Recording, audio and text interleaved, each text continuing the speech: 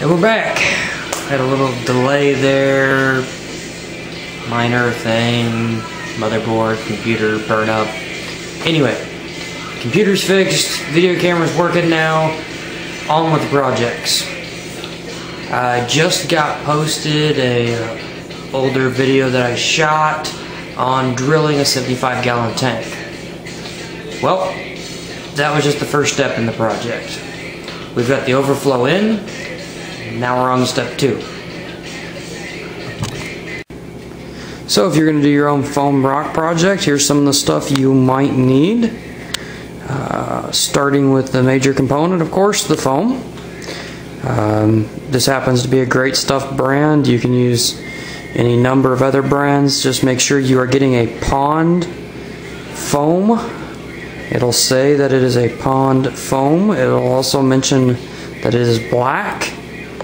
The black is from the UV resistant properties placed in that foam. That foam is made to be underwater and outside in the sun.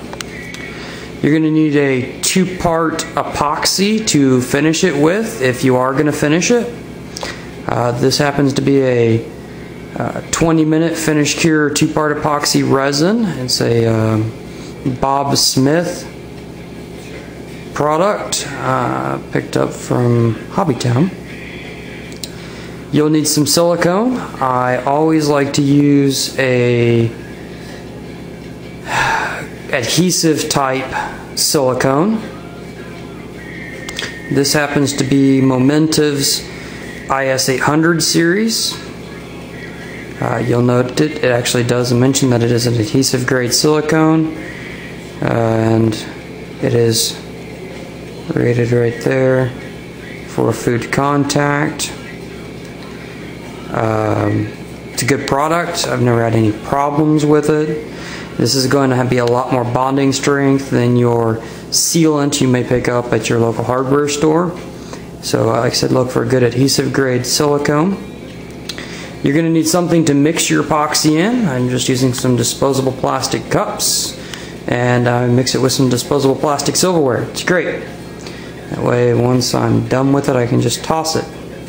You're going to need your egg grate. Now the egg grate is going to create the backbone of your structure. The bigger the structure, the more important this is. The bigger the structure you do, the more egg grate you're going to need. For an average 75-gallon tank, like what we're doing, you needed at least 2 sheets. Depending on how wild and crazy you get, you could use even more than that. You'll need some rock. I like to incorporate dry rock, base rock into the structure. You can use an Aragacrete or a homemade rock.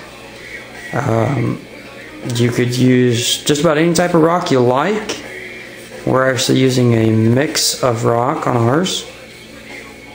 You need some brushes to apply your epoxy. I've got a couple small paint brushes as well as some detail brushes. I picked those up at local Harbor Freight.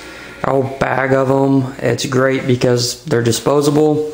Get in, get places, get detail, dries up on them, no big deal, throw them away. You'll need some zip ties. Again, depending on the size of the project, the size of the rock you're using. You might want smaller ones, might want longer ones. There's some pretty long zip ties that I used here. That'll be for securing your base rock to your egg grate until you get it foamed. Little flush cuts, good for cutting your zip ties off. Of course, you got your hobby knife in there. You'll use that quite a bit. You're going to want some gloves, especially with the foam. When you get that black on you, it does not exactly like to come off. It's also required on the instructions with using the epoxy resin. A big one you'll use is your water softener salt. Now this is a solar salt. And the reason we want a solar salt, it's just a natural salt. It's a way of saying it's not a pelletized or cubed form. It is varying grain sizes, large and small, very irregular. This is going to give us a lot of texture. This is going to help control the rising of the foam. It's going to add some porosity to your foam rock project. If you don't want to do the sand finish, I definitely recommend that you do this, follow the step here with the solar salt. It's going to give you a really natural look if you're not adding something to it. Easy step, very easy use, and you can keep reusing it. I've actually used this already. Pour the excess back in the bag and use it again and again. If you are going to do the sand finish, of course, you're going to need some sand. You can get that in a number of varying grades. Some people like the seafloor grade. A lot of times they're not using the water softener salt, so it gives them a textured look. Since we are using the salt, I have a very, very fine sand that we'll use for the finish coat on our project. One other important tool that I almost forgot to mention here, you need a way to secure your rock to your egg grate. A great thing to do, like it says, we're going to zip tie that, and if you've got some masonry bits, it makes life really easy. Very easily put a hole through any type of dry rock. It gives you some place to run your zip ties through so you can secure it to your egg grate. I'm sure that I'm probably forgetting something, so hope you watch the rest of the video and catch it as we go.